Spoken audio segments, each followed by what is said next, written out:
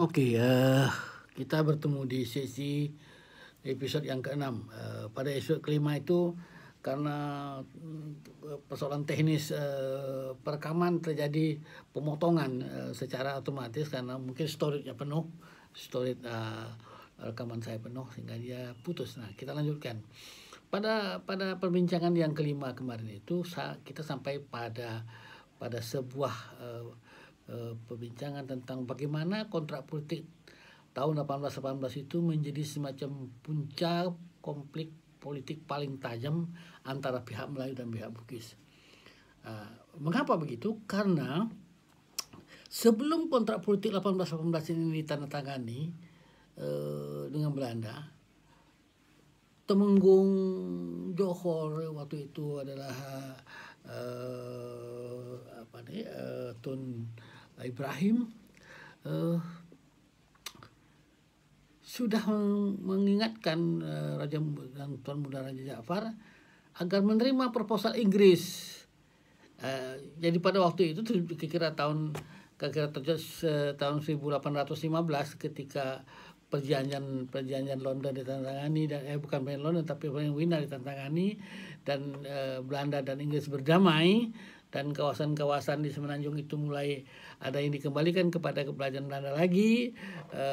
Belanda kembali kembali ke Melaka dan menguasai Melaka, dan Belanda ingin kembali ke Riau. Nah, pada hari itu Inggris yang sudah menyerahkan kekuasaannya kepada Belanda mengingatkan pada yang bertuan muda, yang besar, bahwa Belanda ingin menguasai kembali Riau, dan Inggris mengingatkan agar kerajaan Lingga menghindar, mencegah, dan kalau perlu melakukan perlawanan. Dan Inggris bersedia untuk membantu kerajaan Riau Lingga untuk melawan kedatangan Belanda itu, kembalinya Belanda ke Riau. Nah, tetapi ya kan itu udah setuju, proposalnya setuju, dan kesepakatan melawan Belanda dengan kekuatan perang itu disetujui, bukan saja disetujui oleh yang Pertuan Muda, bukan saja disetujui oleh yang besar, tapi juga pada kelompok Melayu lain seperti Temenggung, termasuklah Sultan Hussein Shah yang pangeran yang tersingkirkan ini juga ikut mendukung bahwa sebaiknya kita melawan. Dan itu sudah ada persiapan lawanan waktu itu. Raja Ja'far yang Pertuan Muda pada waktu itu sudah menyiapkan angkatan perang, membuat perahu-perahu perang, menyiapkan meriam segala macam, baik di Penyengat, di Tanjung Pinang, di Lingga, dipersiapkan untuk menghadapi. Pokoknya kalau Belanda datang ingin merebut, perang. Nah, tetapi Raja Ja'far punya seorang pembesar Belanda yang ada di Melaka yang sudah dikenalnya dulu sejak zaman dia masih di Klang berdagang timah dan segala macam itu. Sahabat baiknya Aden de Kok. Aden de Kok ini seorang yang sangat fasih berbahasa Melayu, sangat memahami kekuasaan orang-orang, tradisi dan budaya orang Melayu. Nah, dia datang kepada Raja Ja'far, bertemu Raja Ja'far di Penyengat, dan dia berkata, untuk apa yang Pertuan Muda menyiapkan perang ini untuk melawan Belanda? Belanda datang tidak untuk menguasai, kami menghormati kekuasaan Riau Lingga, kami akan membantu, kami pokoknya semua janji-janji politik yang bagus-bagus. Akhirnya termasuk sedikit ancaman-ancaman, belum tentu Inggris akan membantu karena terbukti Inggris belum pernah memenangkan perang di kawasan Jalur Selat Melaka dan seperti itu. Nah, beberapa alasan dia memang masuk akal pada waktu itu, sehingga akhirnya begitu Belanda datang, Riau tak menyambut dengan meriam, tetapi menyambutnya dengan persaudaraan. Dan dari perbincangan penyambut yang hati-hati, dari bujukan-bujukan Aden de Kok inilah akhirnya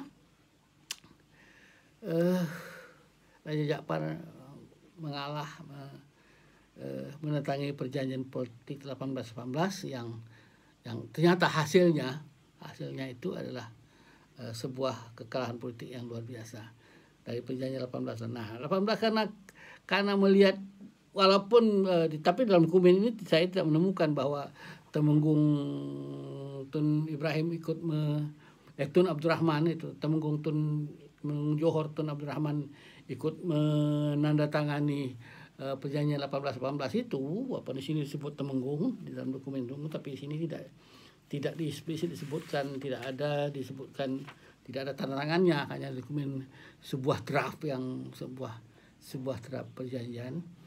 Nah, itulah yang ditolak atau yang tidak disetujui oleh pihak-pihak Melayu.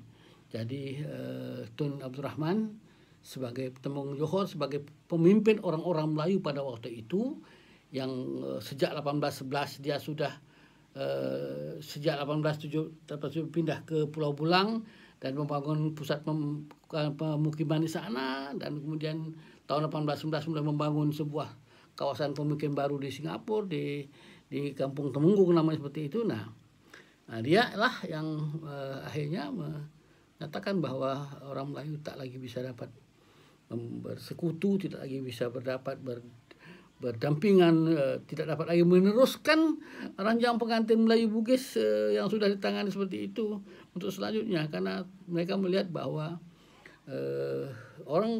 pihak Bugis terutama yang berkuasa di Riau dan pihak Kesultanan Riau itu sudah jatuh ke dalam tangan Belanda. Sementara mereka berharap bahwa Inggris lah yang menjadi mitra, menjadi sahabat dalam membangun kekuasaan seperti itu. Nah, karena sejak itulah 1818 itu kemudian kelompok orang-orang Melayu dipimpin Tun Abdurrahman ini pindah ke seluruhnya. Sejak 18 itu dia memindahkan seluruh keluarganya ke Singapura dan sudah tidak menganggap lagi Riau Lingga sebagai negeri orang Melayu. Kalaupun ada orang-orang Melayu yang tinggal di Riau itu sudah dianggap tidak sebagai orang Melayu, tapi semuanya dianggap sebagai orang-orang Bugis, orang-orang yang sudah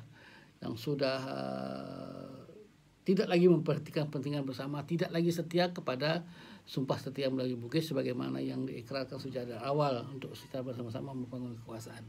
Mereka membangun 2 blok, jadi yang di Riau Lingga di bawah pimpinan Sultan Abdurrahman waktu itu bersama Yang di-Pertuan Muda Raja Ja'far, bermitra dengan Belanda, berada di bawah dukungan Belanda karena waktu itu yang berkuasa adalah Belanda di kawasan ini, dan mereka yang pindah ke Singapura di bawah pimpinan Temenggung Johor Tun Abdurrahman membangun sebuah aliansi baru dengan pihak Inggris.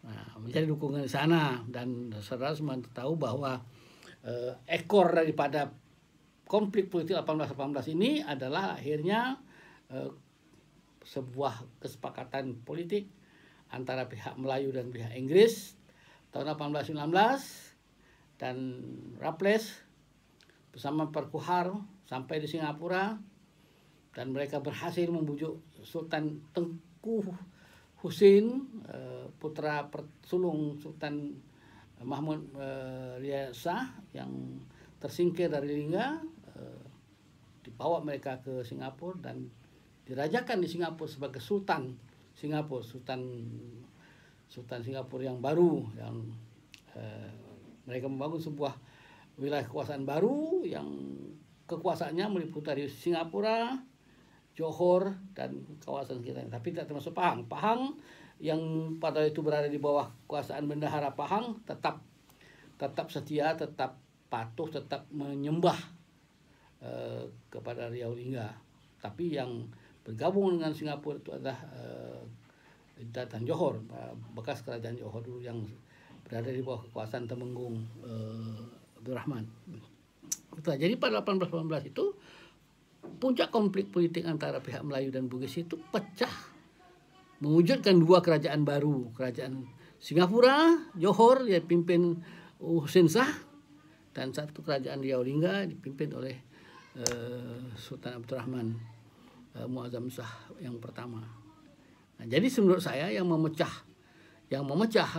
memisah kedua kawasan bekas kerajaan Riau Lingga itu menjadi 2 kawasan pemerintahan yang berbeda itu bukan Traktat London. Traktat London 1884 itu kesepakatan Inggris sama Belanda membagi, tetapi yang membagi secara kekuasaan itu oleh mereka sendiri, oleh orang Melayu dan orang Bugis itu ya kontrak politik 1818 itu. Itulah puncanya. Begitu 1818 itu ditandatangani dan pihak orang Melayu merasa tidak lagi punya hak, tidak lagi punya kekuasaan untuk berada di Riau, mereka membangun sebuah pusat pemerintahan baru, dan itulah dirinya kerajaan Singapura Johor itu. Nah, sejak 1819 begitu Sultan Hussein dilantik oleh Raffles di Teluk Singapura menjadi Sultan Singapura, nah, berakhirlah kerajaan Riau Lingga dalam wilayah yang membentang mulai dari Pulau Berhala sampai ke daratan Johor itu pecah dua. Sultan Abdul Rahman Muazzam Shah I di bawah lindungan Belanda berkuasa di Daik dan Lingga, di Penyengat, tapi tak bisa menjangkau ke Singapura lagi, tidak bisa menjangkau ke daratan Johor. Walaupun ada insiden politik, misalnya Sultan Abdul Rahman atau Yang Pertuan Raja Jaafar mengirimkan timnya mencacakkan tiang benderanya di daratan Johor, tapi itu perlawanan-perlawanan simbolis atau gerakan-gerakan politik simbolis yang tidak berpengaruh. Yang besok pagi bendera segala macam itu sudah diturunkan lagi. Dan karena sejak setelah itu Singapura dan Johor sudah tidak lagi mengakui Riau Lingga sebagai kekuasaan mereka. Jadi yang mereka menjadi kerajaan baru dan mereka punya sultan yang baru, dan mereka di bawah lindungan Inggris yang secara politis mulai melakukan manuver politiknya di bawah pimpinan Raffles, membangun sebuah aliansi baru, mencari cara baru, membangun sistem pemerintahan yang baru, mengajak orang-orang Melayu yang dipimpin oleh Sultan Hussein Shah ini membangun sebuah dinasti baru di Singapura dan Johor, sementara di Riau dan Lingga tinggal Sultan Abdul Rahman dan Raja Jaafar dan para sekutu yang lain, yaitu Belanda, membangun sebuah kekuasaan lain. Nah, itulah sebetulnya pangkal bala perpecahan itu yang kemudian mendapat bentuknya, mendapat konkretnya pada 1824 setelah secara politik Belanda dan Inggris membuat keputusan sepihak. Mereka yang menentukan membagi wilayah itu. Tidak ada campur tangan, tidak ada permintaan persetujuan apakah Sultan Abdul Rahman setuju, apakah Sultan Hussein Shah setuju, tidak. Mereka membuat perjanjian di London, mereka berbagi kekuasaan, dan kita tak bisa melawan. Kerajaan Riau Lingga dan Johor itu, Singapura Johor dan Riau Lingga itu tak bisa melawan, tidak ada kekuatan melawan karena memang tidak ada perlawanan politik sama sekali. Semuanya takluk, dan takluk itu bukan karena perang.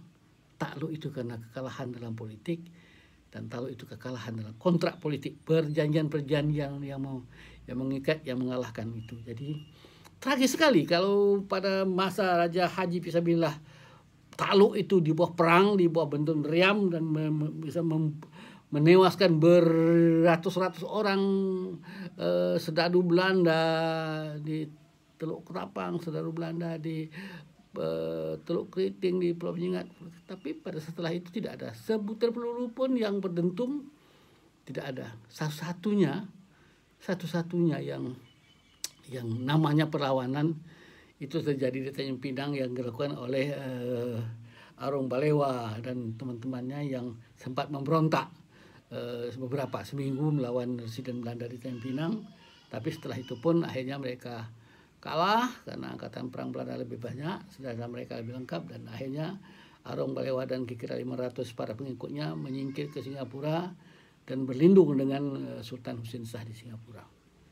Itulah tragedi 1818. Dan setelah itu sebenarnya, sekali lagi, setelah 1818 itu sebagai puncak politik, dan setelah itu kerajaan Riau Lingga, dan itu sudah tidak lagi sebuah kerajaan yang utuh, tidak lagi seperti mimpi Sultan Mahmud Muzaffar Shah yang rela diturunkan dari tahtanya demi untuk mewujudkan sebuah imperium baru Melayu di kawasan Selat Melaka ini.